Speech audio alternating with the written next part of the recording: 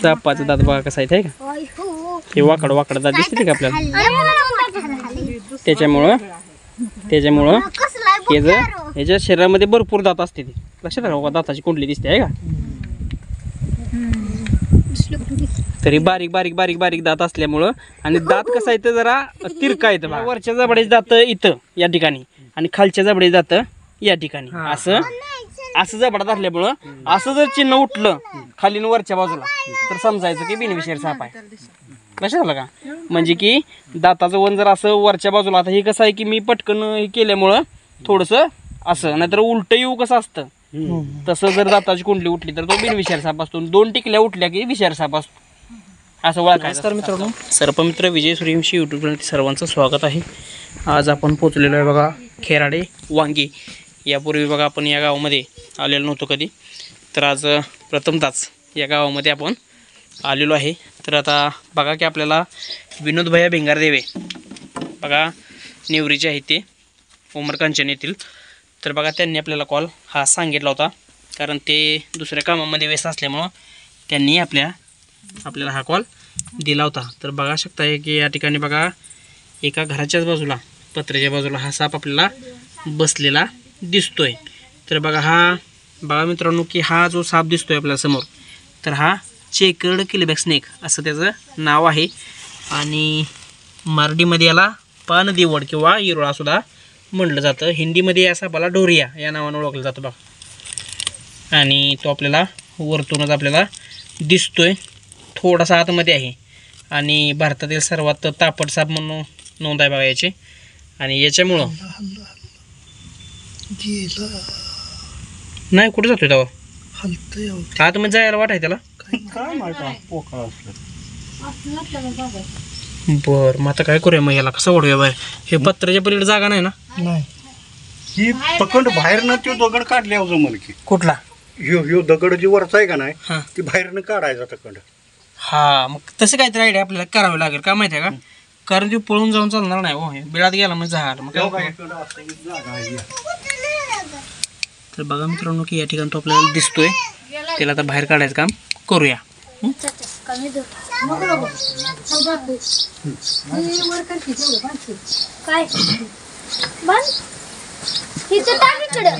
थोडंसं आपण त्याला हात घालून काढावं कसं. किती त्याचं डोकं आहे, पिल्या मग हात बसणार नाही. तीच आयडिया करावी लागेल. पत्र्याच्या बाजूनं तो दगड काढला की आपल्याला तो सापडतोय. अगदी बरोबर आहे. मग कुठनं जायचं का तुम्ही इथं थांबा.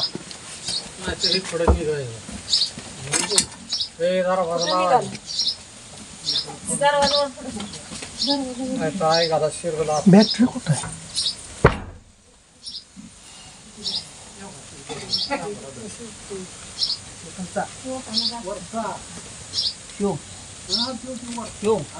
काढल्या का होल का बॅटरी हलते कुठं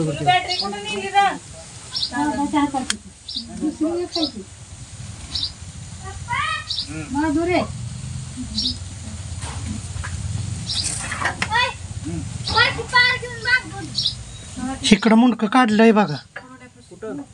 गेला गेला गेला.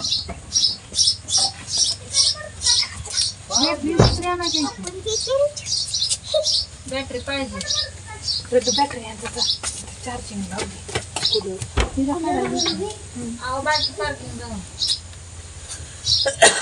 कार घेऊन बोलवलंय ते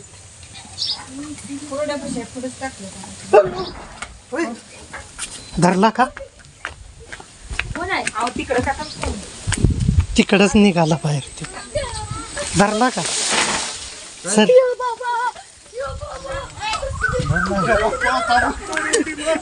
धरला त्याला एवढं पाहिजे असते.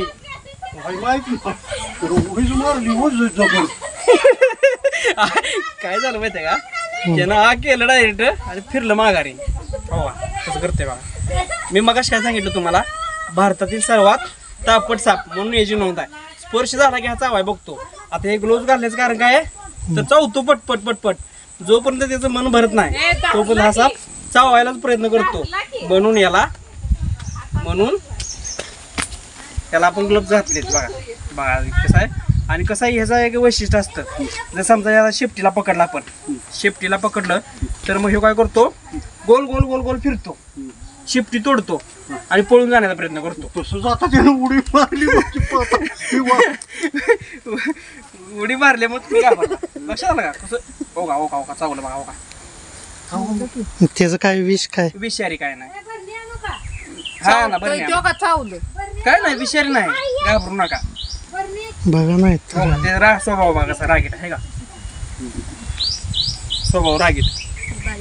दात कसं चावतंय खावतंय बघा. हाताला पण चावलं पण काय होणार नाही, घाबरायचं नाही पहिली गोष्ट. माझ्या अंगावर उडीच मारली. मग काय चावलं काय नाही होत, काय नाही होत, घाबरू नका. दादा खरं औषध डायरेक्ट धरले धरले हातात. दोन्ही समजा ते हाताला चावलं त्याचं काय नाही होत, विषारी नाही. हा हिरो हिरो. अहो मग अशी बाहेरनं बघितलं पाहिजे तुम्हाला म्हटलं नाही का 2-4 दिवस झाले फिरतोय काढा उद्या टोपण त्याचं. प्रपिल्या 2-4 कितीचा आवाज आहे त्याला, माप आहे का नाही काय. हा अरे हो का तापट आहे. याचा मूळचा स्वभाव कसा आहे. बेंडकुळीच ती पोटाला धरलेला आतडी बाहेर काढली. हा मग रागीट आहे हो साहेब, याचा स्वभाव रागीट आहे. हातातनं हा चावलं. जाऊ दे तुम्ही हाताला काय. चावलंय, रागात काढलं त्यांच्या हाताचं. काय नाही एवढं तुम्ही घाबरू नका. पहिली गोष्ट कसं असतं माहितीये का, सापाबद्दल आपल्याला माहिती नसत्या म्हणून लोक घाबरते. लक्षात आलं का, या सापापासून माणसाला काही सुद्धा होत नाही, त्यामुळे घाबरू नका. येतोय ना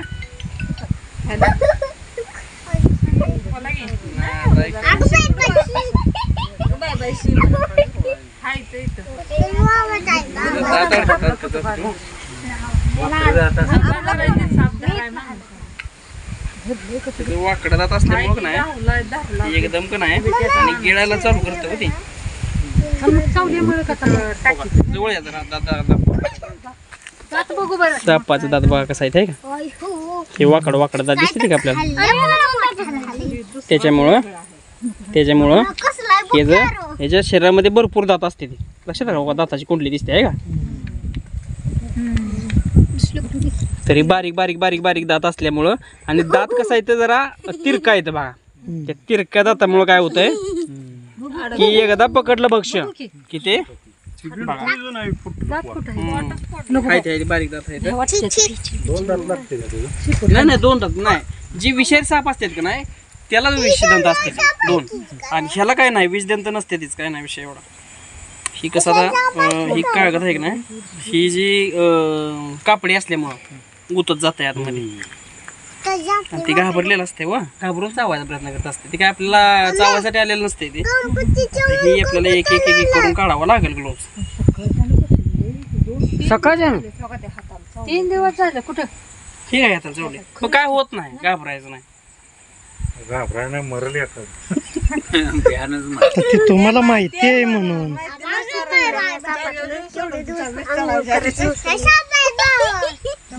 त्याला किती पळालं. हो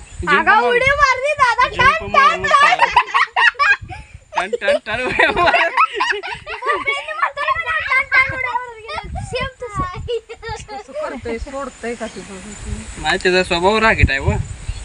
खाल्लंय का त्यानं काय खाल्लेलं असेल 1-2 दिवसापूर्वी काय तर खाल्लेलं असेल. आज ती धरलं होतं पण त्याची साईज चांगली आहे बघा, आहे का. साईज चांगली आहे कारण एवढा मोठा लय मिळत नाही. बघितलं तर करंगळे का अंगठ्यागत होतंय, पण ही जरा साईज चांगली आहे. पाठीमागच्या बाजून कलर बघा कसलं भारी लाल भडक झाले. आता दादाच्या हातात दे की बरं. नको बाबा काढायचा प्रयत्न. हा काट टाकते ते सगळे साप काट टाकते. कोणच का टाकते का? हो सगळं साप काट टाकते ते. पाणी आल्यापासून नसत तो साप बघायला मिळायला लागला. हो हो सगळं साप धरतो.